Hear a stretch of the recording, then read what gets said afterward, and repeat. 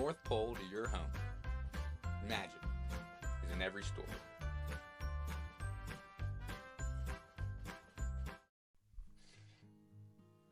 Ever since I assumed the role of Santa, I've been having new memories that I can tell you are not my own. These thoughts, these stories, they come to me as dreams, so I'll recount the details the best that I can. The reindeer and I, we were flying north of the border in Canada, just above Lake Ontario. We had just finished our route through the city of Toronto, and snowflakes were falling here at this time on Christmas Eve. I had a sense that we were ahead of schedule, so I flew the reindeer over Niagara Falls. It's always a sight to see, especially from my point of view. From the right angle, you can see the moonlight glisten off of the crest of the falls. This is something worth remembering. We lingered there for only a minute, before gliding towards Buffalo.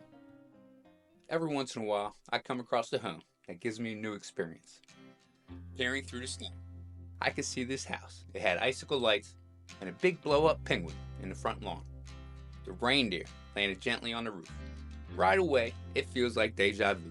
I feel like I've been to this house before, but that was probably 10 years ago. That must have been for a 12-year-old boy named Brock. That kid Brock, he had to be in his 20s by now. I'm usually not sure. Maybe his family moved away and a new family lives here. So before I hopped off, I checked the list. Anna Marie, 3 months old, first Christmas. Nice list, building blocks and bubbles. My first thought, maybe this little girl Anna. Maybe it's Brock's daughter.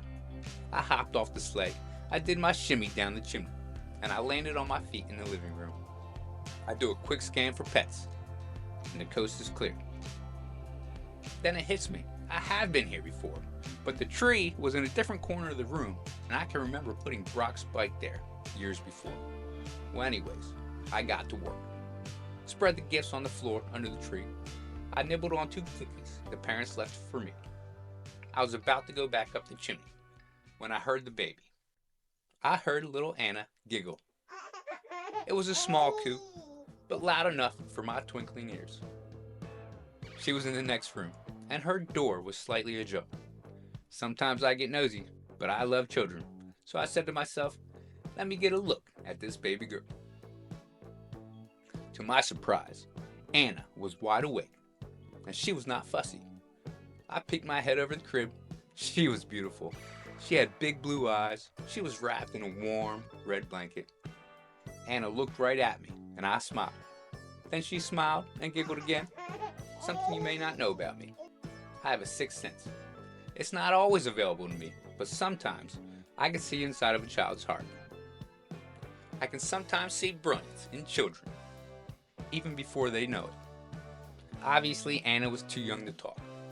She could not walk. She could barely hold up her head. She was looking right at me when I felt a strange feeling.